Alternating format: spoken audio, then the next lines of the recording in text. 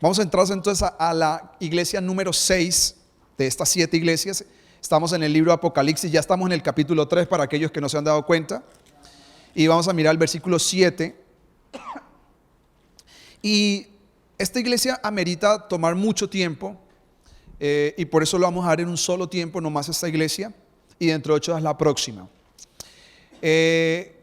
Volvemos a lo mismo, estamos trabajando de 3 maneras. Quiero repetir de manera pedagógica para que nadie se lo olvide. Estamos trabajando de manera histórica, de manera dispensacionalista y de manera actual, o sea, llevando la palabra porque tiene un mensaje actual para nosotros.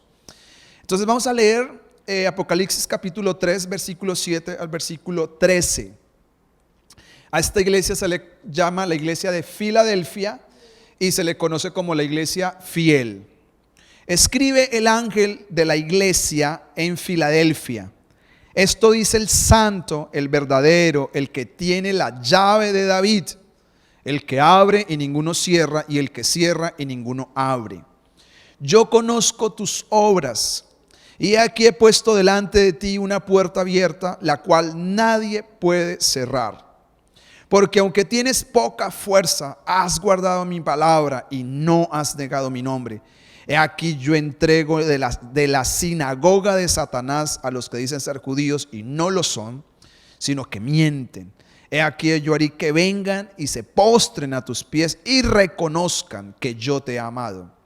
Por cuanto has guardado la palabra de mi paciencia, yo también te guardaré de la hora de la prueba que ha de venir sobre el mundo entero para probar a los que moran sobre la tierra.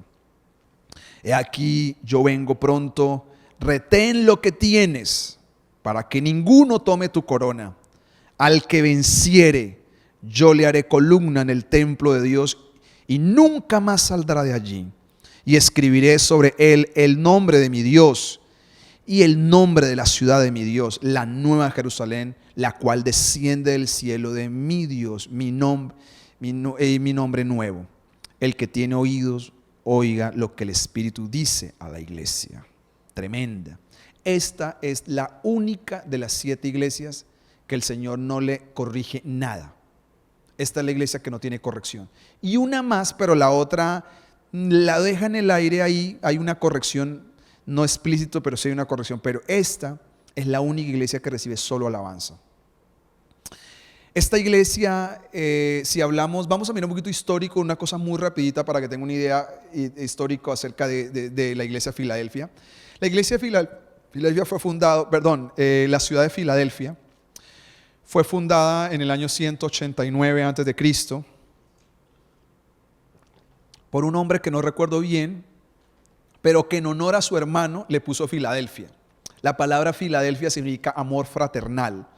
Por el amor a su hermano, él le pone el nombre. Usted sabe que los griegos, una de las expresiones para amor, ¿cuál es? Fileos. Ágape, eros, storg y fileos. Y fileos significa amor fraternal. Entonces, por eso la palabra Filadelfia viene de fileos, que es amor fraternal. Este hombre quien fundó esta ciudad, se la fundó por el amor tan fraternal que tenía hacia su hermano. Filadelfia fue un lugar pequeño, muy conocido por sus viñedos fueron muy famosos y porque era una ciudad donde había continuamente temblores o terremotos. No a gran escala, pero en una ciudad como Chile y como acá en Bucaramanga, por allá en la Mesa de los Santos, y todo este lugar donde continuamente todos los días tiembla. En Chile, donde yo viví, casi día por medio temblaba. Allá en el año hay 2, 3 momentos fuertes donde se siente, pero todos los días tiembla. Esta es una ciudad donde más o menos así. Continuamente temblaba, una ciudad de muchos viñedos y una ciudad que los griegos lo dejaron como uno de los epicentros de la cultura. Es decir, este lugar es un poquito refinado a nivel de cultura. Ustedes saben que todos los griegos influenciaron todo el pensamiento, que ya he hablado en otros videos acerca de esto. Entonces, esto es un poquito para tener un poco el contexto histórico de lo que es este lugar, de lo que es esta iglesia. Donde un lugar que se llama Filadelfia.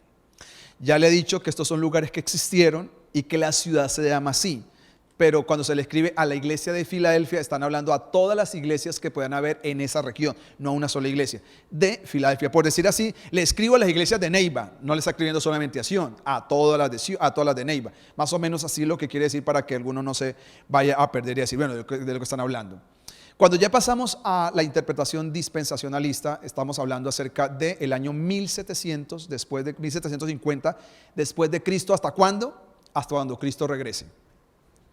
Entonces, aquí ya va a haber un cambio cuando estamos utilizando la interpretación dispensacionalista, y es, la primera se llama la iglesia de Éfeso, que es la iglesia apostólica, que va del año 30 al año 100. Después sigue la iglesia de ¿cuál? Esmirna, que va del año 100, aproximadamente año 306. Después sigue la iglesia de ¿qué? Pérgamo, del año 306 más o menos a 606. Después, ¿cuál sigue? Tiatira, del año 606 al año ¿qué? Más o menos 1500 algo, más o menos 1500, un poquito más.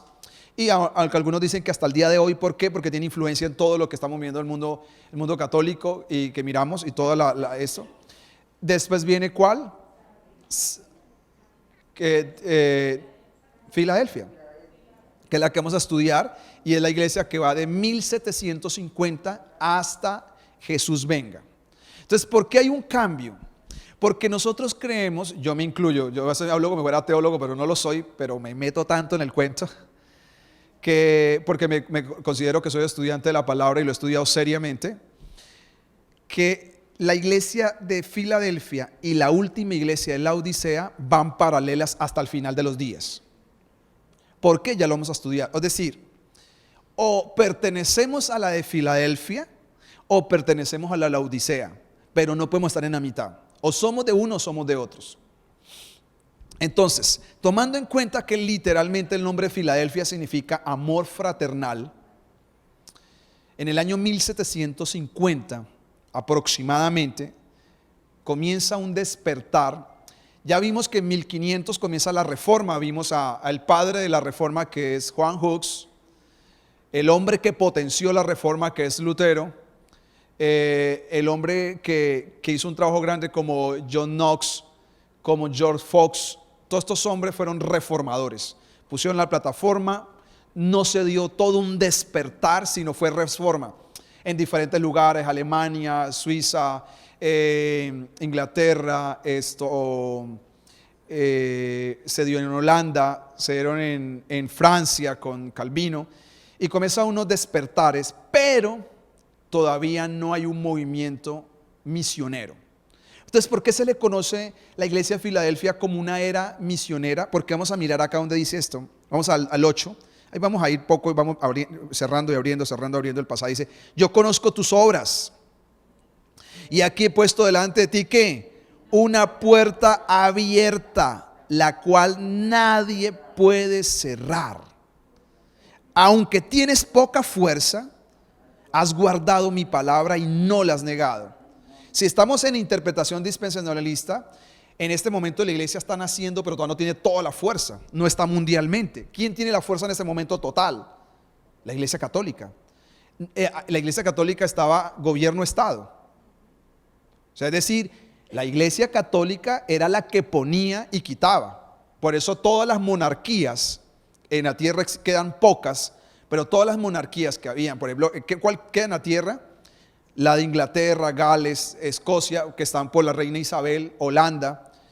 Estos era quien ponía a los reyes, la iglesia católica. O sea, obviamente hay una herencia, una serie de cosas, pero la iglesia católica ejercía el poder en el mando. España, todo ese tipo de cosas, donde todavía esa influencia monárquica, viene de todo el trabajo de esto. Entonces la iglesia cristiana está volviendo a recuperar su fuerza, pero no es tan fuerte. Hasta que aparece un hombre clave en la historia, porque Dios siempre ha levantado gente clave, que se llama William Carey. William Carey es el padre de las misiones modernas. 1790 y algo, no sé si tengo acá, sí, 93, 1793, William Carey comienza a empujar el evangelio y a sacarlo. William Carey es un zapatero normal, británico, que lee las escrituras y siente un llamado porque ve que su país está fuertemente está siendo evangelizado. Pero él lee las escrituras y él dice, este mensaje será llevado a las naciones. Mire lo que se le resalta a la iglesia de Filadelfia. Dice, yo he abierto una puerta que nadie puede cerrar. ¿Cuál es la puerta que se abrió en los años 1700, a partir de los años 1700, pero que empezó desde los 1500, que nadie ha podido cerrar hasta el día de hoy? La puerta del evangelismo. Desde esa época no ha habido diablo, no hay infierno que pueda cerrar, porque desde ahí empezó el movimiento hasta el día de hoy de que el evangelio se esparció por las naciones. Por eso en el 7 se revela Jesucristo, el que tiene la llave de David, el que abre y ninguno cierra, y el que cierra y ninguno abre. Porque el Señor le entregó en los años 1500, pero se pone fuerte en los años 1700, las llaves a la iglesia proféticamente para abrirle el evangelio hasta el día de hoy. Cuando yo empecé con todo esto de misiones, a mí me apasionó las misiones. No soy un misionero, pero me ha apasionado toda la vida. Por eso quise hacer algún día misiones. Nosotros nos pidieron que oráramos y adoptáramos una ciudad para orar por ella. Y la ciudad que Dios puso en mi corazón se llamaba Afganistán. Cuando yo comencé a estudiar de Afganistán, era 0,00000,0.1 cristiano. Es decir, por millón de cristianos, por millón de habitantes había uno cristiano. Vaya y mire la estadística hoy y ha cambiado. Porque la puerta que el Señor abrió, ya nadie la volverá a cerrar. Y a partir del año 1700 se abre la puerta y Dios usa a este zapatero británico leyendo las escrituras.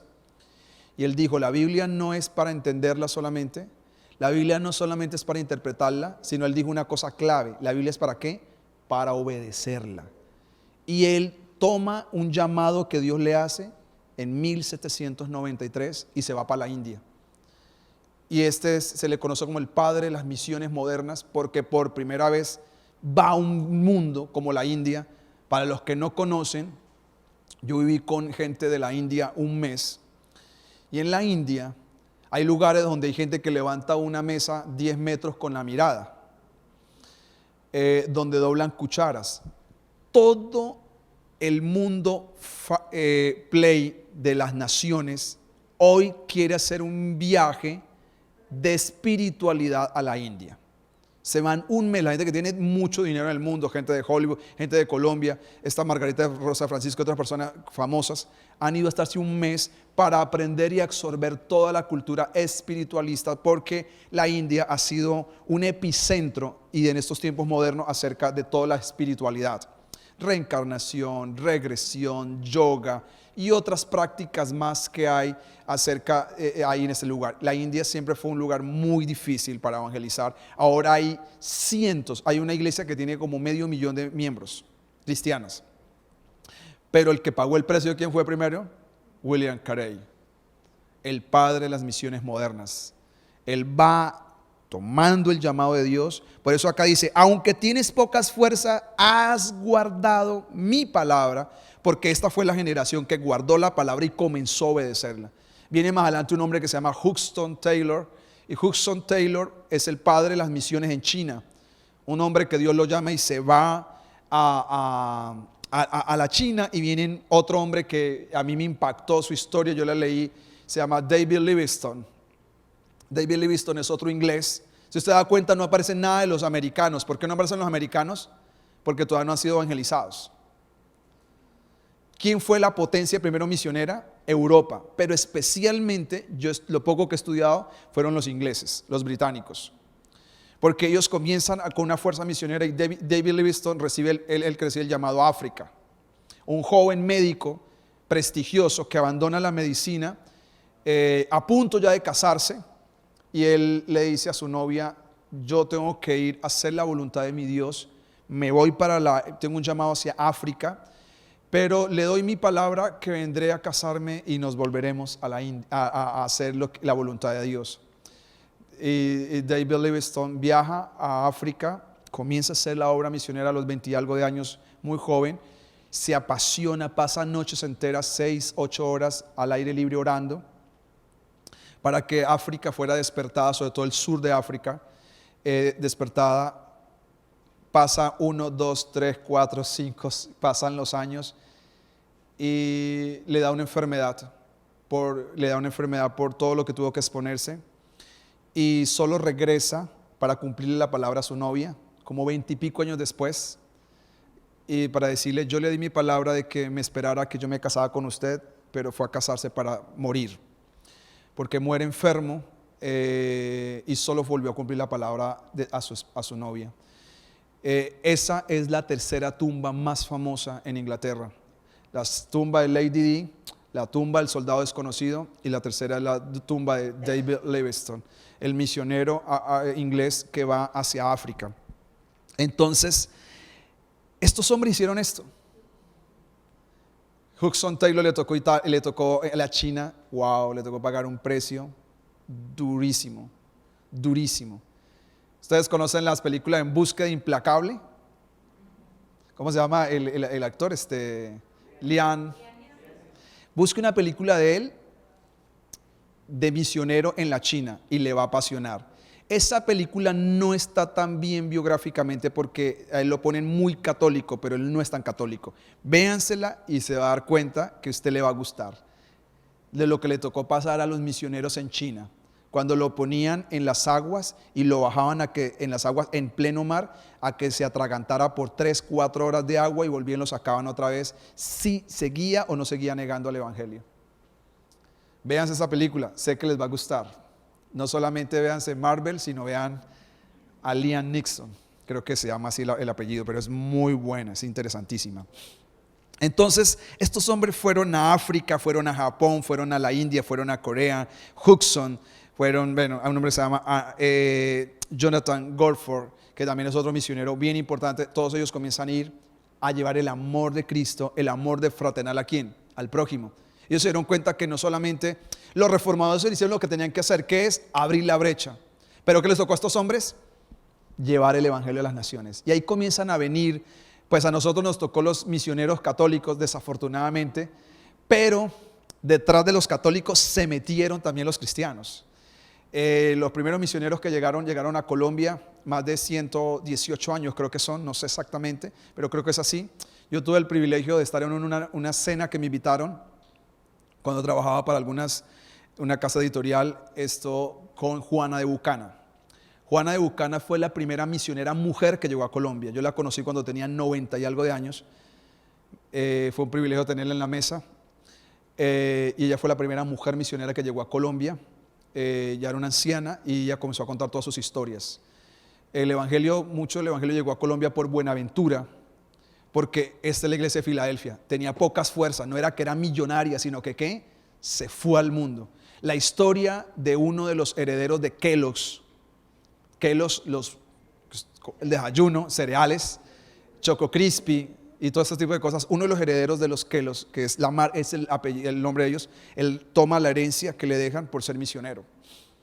Otro de los millonarios ingleses toma todo su dinero para ayudar a las misiones en la China. En esa época donó $2 millones, estamos hablando de 1700 y algo, dona $2 millones. ¿Sabe cuánto dinero puede ser eso? Para que el evangelio siga siendo predicado. William Colgate, que jugó un papel determinante, que es el creador de Colgate y Palmolive, fue un papel determinante porque él comienza a donar el 90%, empieza con el 10 y termina con el 90%, pero su trabajo era para misiones e instituto. Él fue el que promocionó a D.L. Moody, y D.L. Moody creó una cosa que se llama el Instituto Chicago Moody en Chicago. Entonces el Instituto Chicago, que hasta ahorita funciona, lo financia. Parte de la financiación que tiene para el mundo lo tuvo, fue William Colgate, el dueño de Colgate. Puso el dinero para que esto estuviera ahí y para que las misiones se hicieran. La potencia principal, yo veo en los años 1700 y parte de 1800, fue los británicos y fueron los europeos. Pero después cambia en los 900, ¿a quién? A los gringos. Nosotros fuimos más evangelizados por los gringos. Es decir, el mundo le debe a los gringos, para aquellos que los odian, o a los americanos, el evangelio. Les debemos. Yo tengo por eso siempre he amado y respetado a Estados Unidos. Nunca me he querido vivir allá, a pesar que tuve la oportunidad de vivir allá, pero siento un aprecio, porque nosotros, algún día que estudiemos esa historia, nos damos cuenta que tenemos una influencia muy grande del evangelio de lo que traen los estadounidenses. Y ellos llevaron el evangelio donde otros no lo llevaron. Porque esa puerta se abrió y nadie la va a cerrar. ¿Quién está llevando el evangelio hoy en día? La iglesia asiática es la que tiene una potencia fuerte. Hace 20 años, 15 años, tengo un video donde el doctor Paul Yonggi Cho, de la iglesia más grande del mundo, le pide a 1000 jóvenes que le den su vida a Dios por 3 años al lugar que ellos vayan al mundo. En un estadio, yo tengo el video, fue emocionante ver cómo 1000 jóvenes pasaron para ir a donde Dios les dijera que fuera por 3 años en su vida. Y la iglesia latinoamericana, la potencia en este momento es la iglesia latinoamericana, la de los brasileros. Ahí la colombiana no es tan fuerte, tristemente. Colombia es grande, la iglesia, tiene las iglesias más grandes de Latinoamérica, pero no es los que más enviamos misioneros. Tendríamos que ser de los que más envían misioneros, pero no lo somos. Tristemente no lo somos. Entonces, ¿esta iglesia representa qué? Y en este viaje que le acabo de hacer, ¿qué es? La iglesia, históricamente, donde empieza el movimiento de ¿qué? Misionero moderno, donde se comparte el amor fraternal. ¿Cuándo terminará este movimiento misionero? Hasta que Jesús aparezca. Ya le voy a decir por qué. Ya vamos a leerlo. No es porque me aparece a mí o me ocurre en la interpretación dispensacionalista. ¿Cuáles fueron los 2 fundamentos claves con el cual en los años 1700 empezó todo este movimiento misionero? Fueron 2, para que usted lo sepa. Que la palabra de Dios tenía que ser obedecida por encima de cualquier cosa. Y que si el Señor dijo que el evangelio tenía que ser llevado a las naciones, tenía que ser llevado a las naciones. Esta gente no interpretaba, yo interpreto esto para mí. No, la Biblia hay que obedecerla. Y lo segundo, que han contado los historiadores, a mí me llama mucho la atención esto, los estudiosos de la historia bíblica, fue la predicación de la doctrina de la segunda venida de Cristo. Esta iglesia estudió mucho la doctrina de la segunda venida de Cristo.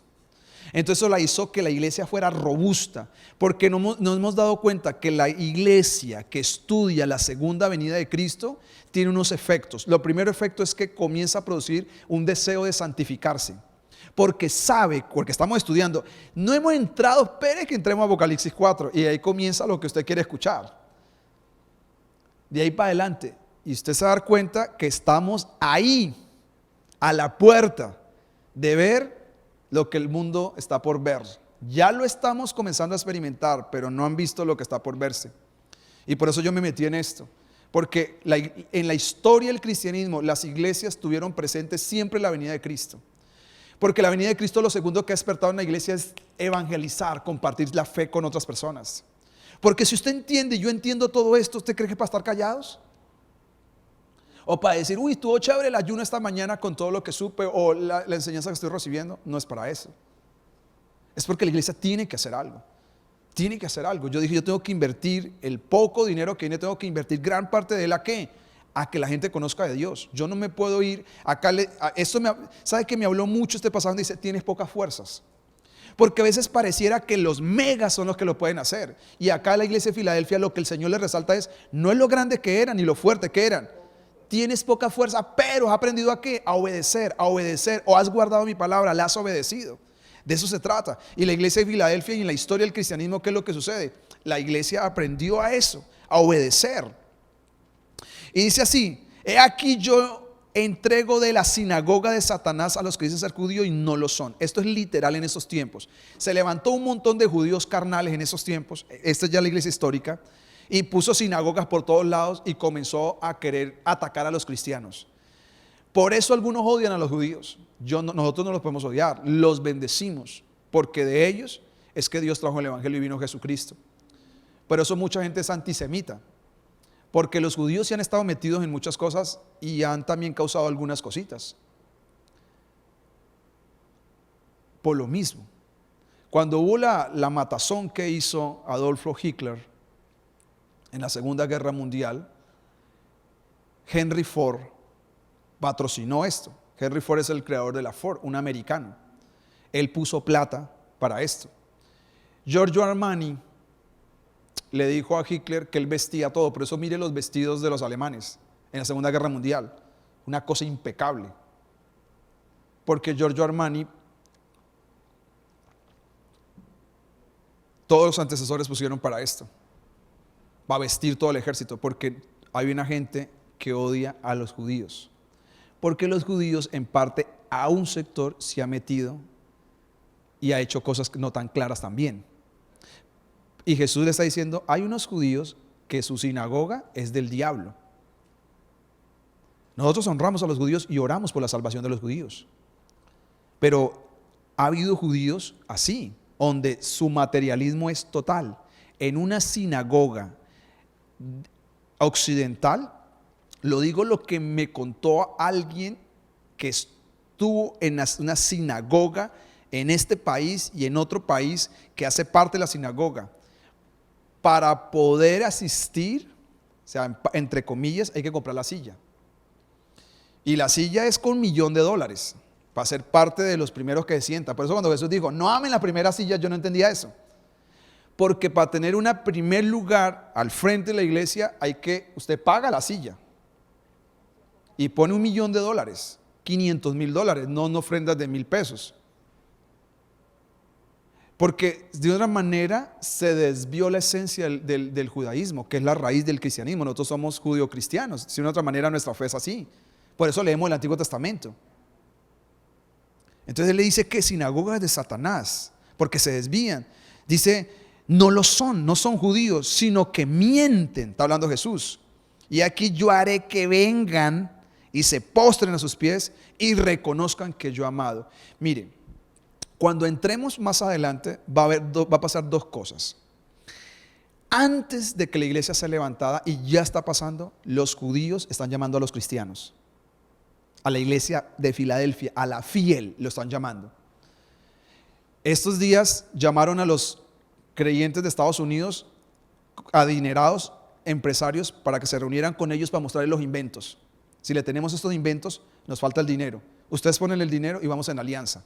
Pero están llamando solo a empresarios americanos con el billete para financiar sus proyectos. Yo creo que ellos están listos con algo para curar el cáncer. Yo creo que en los próximos 5 años va a haber algo para curar el cáncer y va a salir de ellos. Necesitan el dinero, entonces ellos están reconociendo que, yo cuando leo esto, yo creo que es impresionante la Biblia. Ellos dicen, van a venir a sus pies y van a reconocer que ustedes son verdaderos. Porque ellos están viniendo a buscar a los cristianos. Le están diciendo a los cristianos, vengan todos los años a la gran fiesta que celebran ellos todos los años. Hay una fiesta que es mi sueño, ojalá pueda hacerlo algún día de ir, es la última, es la fiesta de las naciones.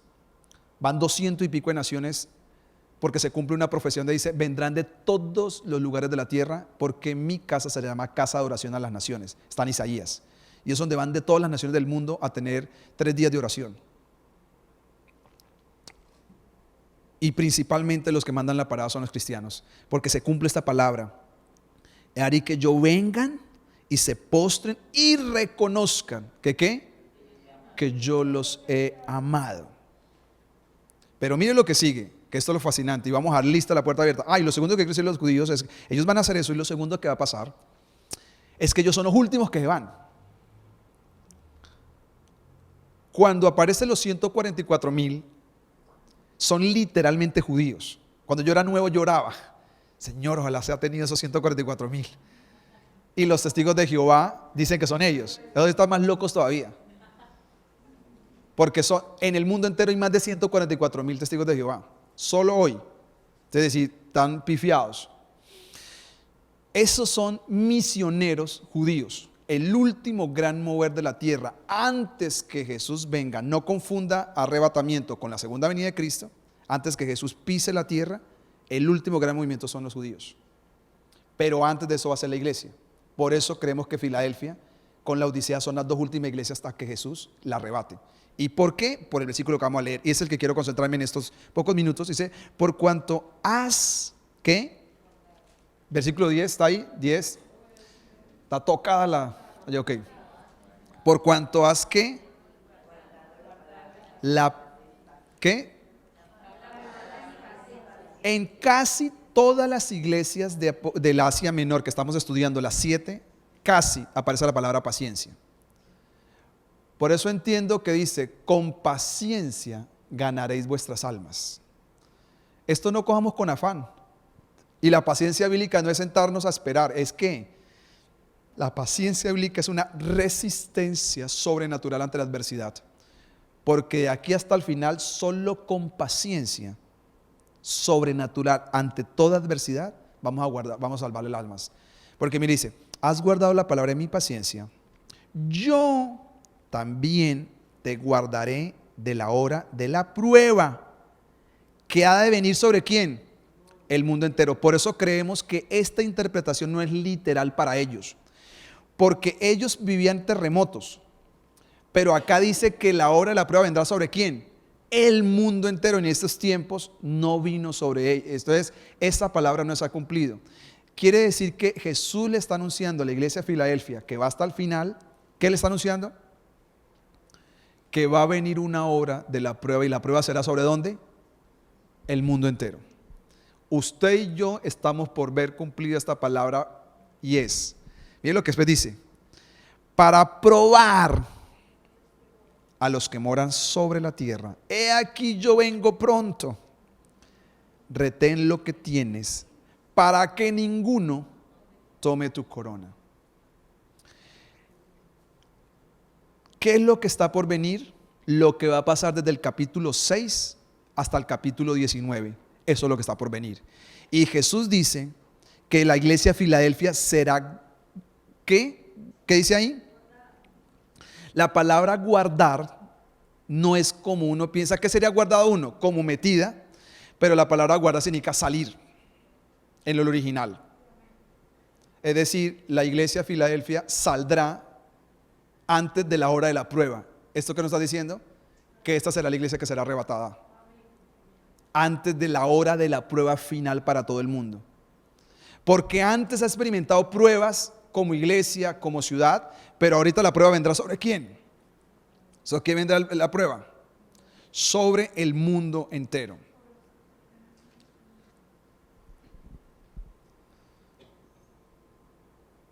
¿Y por qué va a venir la hora de la prueba por el mundo entero? Para probar a los que moran en la tierra. Tremendo. Se va a la iglesia, pero se va a quedar el Espíritu Santo en la tierra. Son 7 años desde la partida de la iglesia. Existe una pequeña posibilidad que la vamos a estudiar, que la iglesia pase 3 años y medio, pero es mejor que no. Pero muchos textos bíblicos nos indican que el Señor nos guardará de la hora de la prueba. Pero, ¿quiénes? Los de Filadelfia. Porque entre 15 días vamos a estudiar los de ¿quién? Los de la Odisea, que son también los que van hasta el final. Dice, serán guardados la hora que viene todo el mundo entero. Cuando yo voy en el capítulo ya 11 estudiándolo, uno por uno, cuando comienzo a estudiar todo esto, yo he estudiado esto por muchos años, pero hoy veo más claro todo como nunca antes. 7 sellos, el 7º sello serán 7 trompetas. En la 6ª trompeta habrá 3 ay. Y en el último sello, la última trompeta vendrán 7 copas de juicio. O sea, eso es una escala. O sea, es decir, empieza con 1, 2, 3, 4, 5 y después se aumenta y al final es una cascada. Hasta el final hay oportunidad de arrepentirse, pero es mejor no estar ahí. Eso es lo que dice la palabra. Es mejor no estar ahí. ¿Para qué van a venir todos estos? Porque será la única manera que mucha gente volverá al Señor. ¿Usted cree que Dios no podría en un solo día, se acabó esto y ya se acabó todo? ¿Por qué los va llevando juicio por juicio? Yo no entendía eso. Porque todavía Dios tiene la esperanza que la gente se arrepienta. Y en la primer periodo se van a salvar un montón de judíos y los judíos van al evangelio al mundo. Al segundo periodo aparece el anticristo y marcará el segundo periodo, y el segundo periodo se viene una ola de juicios. Cuando yo trato de leer en la vida y yo digo todo, si yo saco la Biblia, todo comienza a preparar toda la antesala, todo. Estos días estaba explicándole a alguien por qué estos fenómenos climáticos, de por qué está lloviendo así, llueve esto, tormentas, por qué se han intensificado todas las tormentas.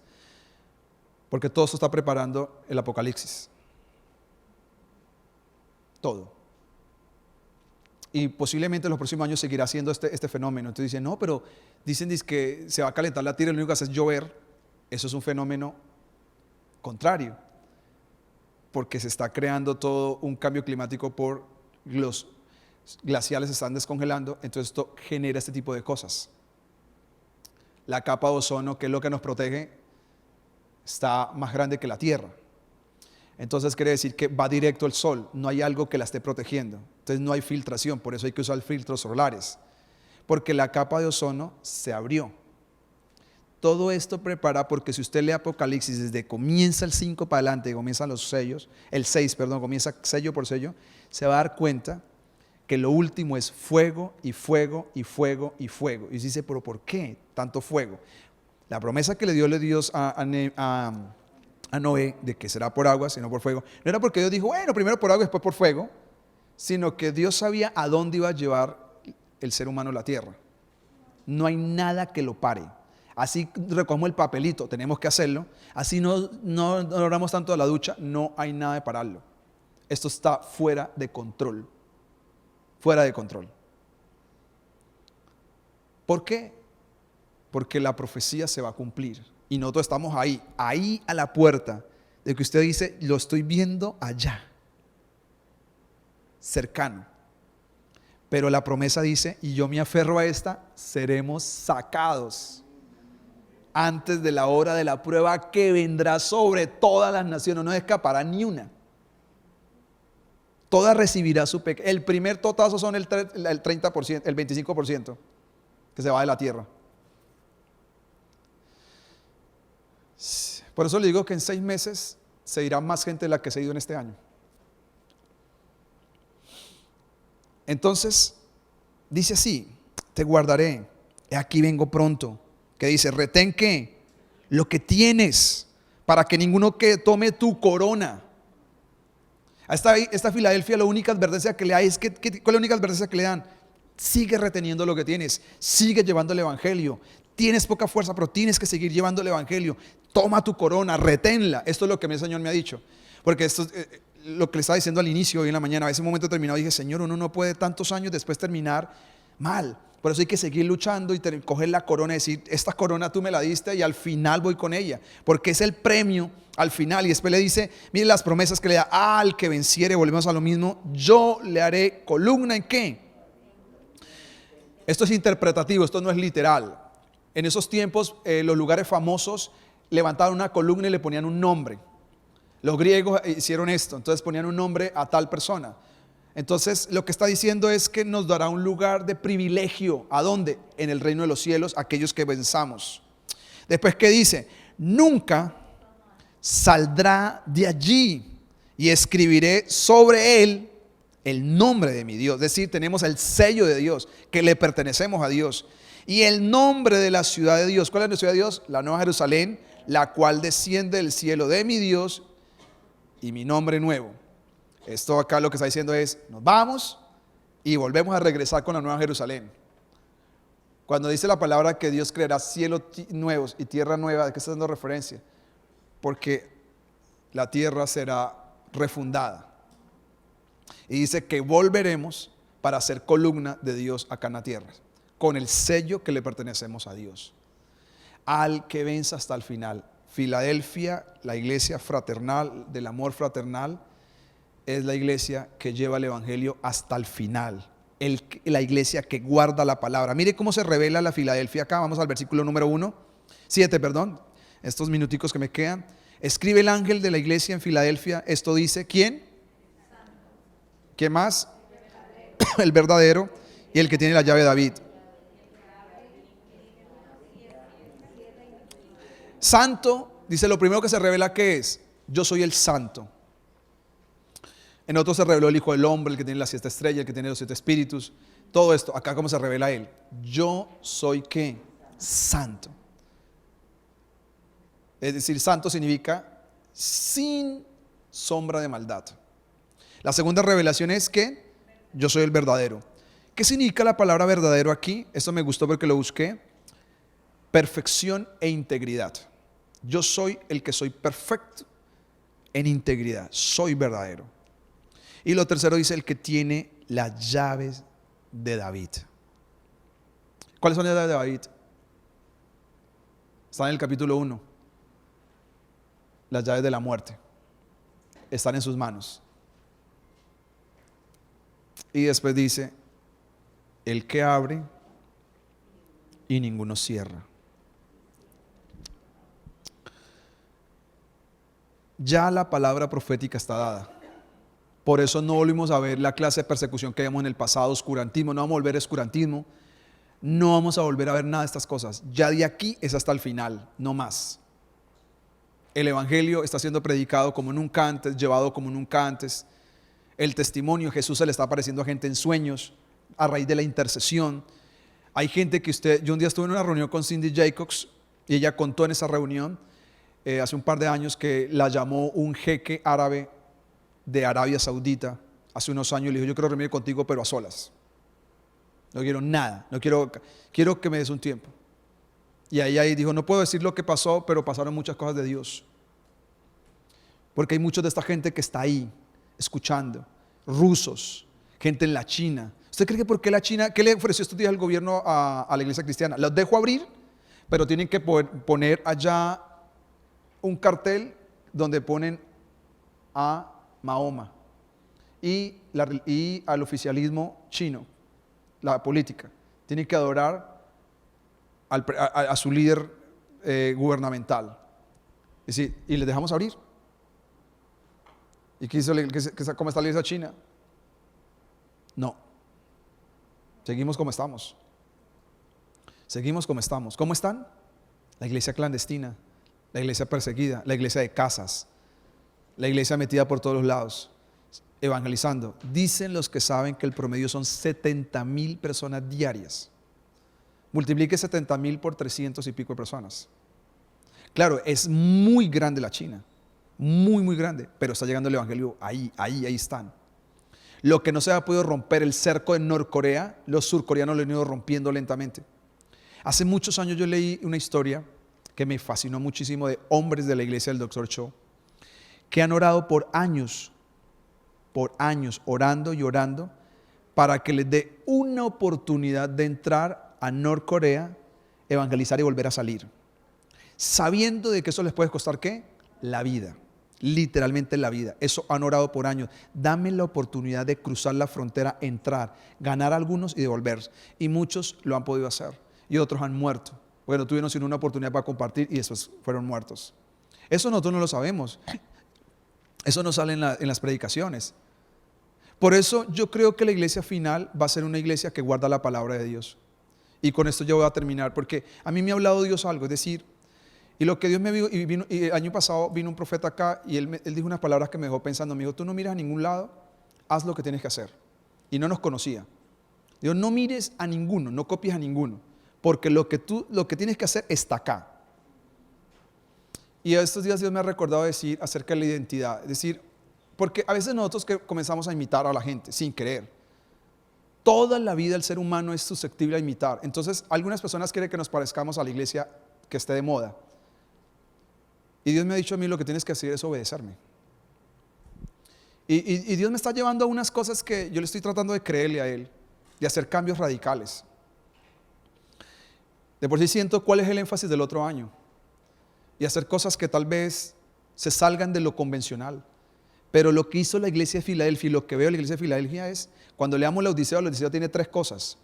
Y la principal que tiene la Odisea, ¿qué es? Billete. La Odisea era una iglesia rica. ¿Por qué? Porque ellos tenían 3 fuentes industriales. Y eso le hizo una iglesia rica, pero tibia, y sacó a Jesús de la iglesia. Y eso me hace pensar, porque muchos hemos buscado solo la prosperidad. Pero eso no es sinónimo de que seamos muy espirituales. Que una iglesia sea súper bonita y súper elegante, a pantalla, un montón de cosas, no la hace espiritual. A mí me gusta, ¿por qué? Porque creo que es una manera más chévere de llevar el evangelio. Pero eso no quiere decir que somos espirituales, yo no me engaño. Que uno tenga una luz no lo hace más espiritual. Yo lo tengo muy claro, pero el Señor me ha llamado más la atención a decir, yo quiero que tú hagas mi voluntad. Y la iglesia de Filadelfia es una iglesia que hace la voluntad a pesar que tiene pocas fuerzas. Eso me gusta, tienes pocas fuerzas, pero guardas mi palabra. Porque muchos por imitar terminamos llevando el evangelio de otros. Yo estos días pensaba, y no lo voy a descartar, lo estoy meditando muy bien, decir, si llegamos más adelante a abrir otros servicios más, decir, voy a dejar un servicio solamente para que traigan la gente nueva. De los que tenemos y otros más que estamos por abrir. Porque yo digo, este es el tiempo de evangelizar. Ese es el tiempo de evangelizar. Este tiempo no es solamente para decir, no importa si la iglesia al final no pasa de 300, de 500, de 1000. Yo digo, si yo puedo irme con la sensación de decir, yo ya le llevé al evangelio a 100,000 personas antes de morirme, con otras personas, me siento más satisfecho que decir, tuve una iglesia de 5,000, pero que no hizo nada. ¿5,000 qué? Muchos cristianos. Cristianos. Dios a mí me ha desafiado a pensar en cosas, y yo me estoy saliendo de ese molde. Porque el molde de muchos pastores es tener muchas reproducciones en YouTube, o aparecer en enlace, o que le den muchos likes en algunas páginas. Yo digo, ¿cuántos de esos son inconversos? De estos son puros ¿qué? Cristianos, de otras iglesias. Gente que le escucha allí, que le escucha allá. O sea, yo respeto eso, y yo no que estoy criticando. Lo que estoy diciendo es porque ellos no lo hacen mal. El problema es el pueblo de Dios. O sea, es decir, muchas de las hay personas que dicen, y yo admiro lo que están haciendo, dicen, tenemos 500,000 reproducciones. Vaya y mire esas 500,000, ¿cuántos no son creyentes? Yo creo que no pasan de 1,000. Estos son pura gente de otras iglesias. Entonces, Dios me ha hecho pensar, decir, no inviertas en eso. Invierte en la gente que no conoce. Hasta el final. Hasta el final. A usted tengo que entrenarlo, a usted tengo que compartirle, tengo que enseñarle, pero lo que a mí el Señor me está colocando es decir, tienes que salirte radicalmente de ese molde, porque ese molde es muy de moda, y el cristianismo no son modas, porque cuando venga la hora de la verdad, el que esté en moda va a caer en nada. Por eso mucha gente con un soplido se fue de la iglesia, del mundo entero, así como han venido muchos no saben ni dónde están, no ni cristianos. Yo veo mucha gente, yo lo decía, lo miraba cuando estoy grabando esto, parece que me olvidó que estoy grabando, pero lo quiero decir, mucha gente que está ahí, yo ya lo veo como católico. Ya lo veo más católico que cristiano. Y dice, no, es que yo estoy como defraudado de los cristianos. Ah, porque se defraudó de los cristianos, entonces baja la fe en Dios. Defraúdese de la iglesia, pero no se puede defraudar de Dios. Y uno dice, ¿por qué? Porque le enseñamos mal el evangelio a la gente. Le enseñamos de que el evangelio era que le fuera bien, de que no le va a pasar ningún problema y que todo esto es prosperidad hasta que el Señor venga. Y que si usted nunca puede enfermar y que usted tal vez no pasa por una tribulación, que usted nunca es tentado, de que usted nunca ha caído, porque queremos guardar una apariencia. Y la Filadelfia no es eso, no es apariencia. Es una iglesia real. La Odisea es una iglesia de apariencias. Porque es iglesia, pero tiene a Jesús fuera de la iglesia. Entonces no es iglesia. Porque si usted sacó a Jesús de la iglesia, entonces ¿qué es iglesia? Y yo por eso quiero invitarle a usted que está escuchando, usted que está viendo, decir, hermano, yo creo que llegó el tiempo de hacer una revolución en nuestra fe. Y eso es lo que a mí el Señor me está guiando. Yo siento mucha fuerza de Dios en eso, es decir, si esta es la recta final, tengo que irme con la sensación. Yo le oré a Dios por muchos años que me diera la oportunidad de llevar 10 millones de personas a Cristo. Por muchos años le oré a Dios por eso y yo abandoné porque me pasaron muchas cosas, hice muchas cosas que no tenía que haber hecho y yo abandoné ese sueño. Pero yo digo, bueno, tal vez Dios, si no va a llevar 10 millones de personas a Cristo antes de irme a la tierra, yo digo, yo tengo que irme por lo menos a Él le compartió el evangelio a 1,000,000 de personas. ¿Cómo? Desde un púlpito nadie lo va a hacer. Tiene que hacerse de manera diferente. Y es ahí donde entra en acción toda la iglesia. Usted, todos, para llevar el sueño de Dios, no el sueño de un hombre. Si este es el tiempo final, como yo creo, este es el tiempo de hacer Filadelfia. Es el amor fraternal, compartir el amor con el hermano, con las personas. Eso va a costar, va a costar. No quiere decir que no hay que volver a hacer servicio, no hay que volver a cantar, no hay que, si tuviera la oportunidad de comprar una pantalla la compraría. ¿Y sabe por qué compraría una pantalla? Me gustaría comprar una pantalla de lujo. Siempre he querido comprar una pantalla de lujo para sacarla de la iglesia. Digo, porque qué genial sería el otro año, sí o sí quiero. Yo tengo sueños represados y un sueño dije yo, sí o sí tengo que pagar algún día antes que me vaya de esta tierra, o el Señor venga, una publicidad en la pantalla que tiene el semáforo al frente antes de llegar a Home Center. Esa pantalla cuando está usted en el semáforo tiene que esperar unos minutos y digo, yo quiero que diga algo de Jesús. Que diga, Jesús es el único camino, la verdad y la vida. Si no crees en Él, estás perdido. Pero yo siempre he querido pagar eso y he querido traer una pantalla para gastarle como 100 millones de pesos, porque algún día dije, será chévere ir a algunos pueblos con una pantalla inmensa, grande y poder proyectar algo de Dios. Porque yo creo que ese es el tiempo final. Y es el tiempo de compartir la palabra con otras personas. No pienso ni en esto, de decir, me voy a comprar un carro, me voy a comprar una casa. Digo, yo tengo que llevar el evangelio hasta el final. Que por lo menos no lo llevo a otras naciones, yo pueda decir, me fui en paz, Sion se fue en paz, que donde pudimos en Neiva y en el Huila, lo hicimos. Porque esta es la herencia nuestra. Y Dios le pide a uno cuenta por qué, a donde lo puso a vivir. A mí no me puso a vivir en África, yo oro por África, porque he ido a África, porque tengo una pasión por África, porque Dios me llevó a África y porque creo que algún día posiblemente vuelva. Pero Dios me va a pedir cuentas por donde yo nací y donde voy a posiblemente a estar. Sí, esta es mi herencia. Así que tenemos que llevar el evangelio hasta decir, Señor, te presentamos a Neiva del Huila, toda conoció, por videos, por lo que sea, por una predicación. Pero yo veo cada día más que por una predicación no será. Cada día lo veo más difícil que sea por una predicación. No va a ser por una predicación. Voy a cerrar y ya le dejo. Creo que no va a ser por una predicación, porque la gente no quiere ver iglesias. La gente quiere creer en Dios, pero tiene problemas con la iglesia. Entonces, si no es por una iglesia, ¿qué vamos a hacer? Por eso es que apareció Operación Mateo. Yo le pido a Dios todo lo que hago, yo le pido estrategias a Dios. Yo pienso y oro, le digo, Señor, ¿cómo hacemos para que la gente nos crea? Que de verdad tenemos Filadelfia, amor fraternal. Y es dando. Si tú les das, ellos van a creer que sí de verdad les amas. Porque la sensación de la gente en el mundo es que la iglesia es para que le pidan y que no van a una iglesia porque los roban. Pero si yo le digo que he venido a darle, porque ellos no han entendido y porque algunos pastores no se han hecho entender a la hora de pedir, si es que pedimos. Pero la gente necesita conocer el amor de Dios. Decirle, si usted, yo ya le dejo la semilla, si usted se va, ya tiene la semilla, ya dimos la semilla. Y lo demás, que Dios lo haga. Cerremos este tiempo para ahorita orar, porque quiero que antes de irnos no queremos sin orar. Quiero que cerremos, solamente voy a cerrar este video. Señor, gracias por este tiempo, Señor, por la iglesia que hemos meditado, Señor. Señor, yo estoy seguro y convencido que esta es la etapa final. ¿Cuánto faltará? No lo sé, Señor. Si son 10 años, si son 15 años, no lo sé, Señor. Pero estoy convencido, Señor, y de ahí solo tú me sacarías de que esta es la última generación, Señor.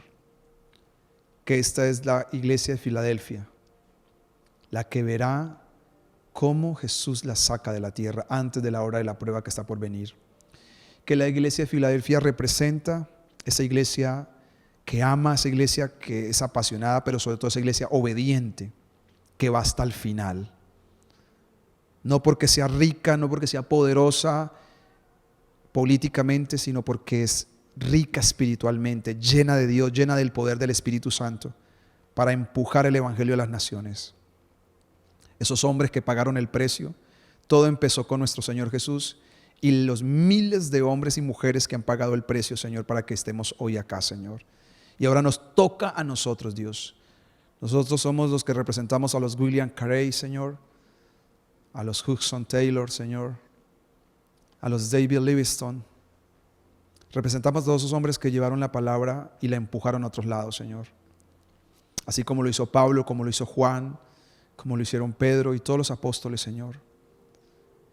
Y todos los otros hombres, Señor, que como Policarpo y toda esta gente que les tocó llevar con su propia vida el evangelio, Señor. Sembraron con sangre, Señor, sus vidas.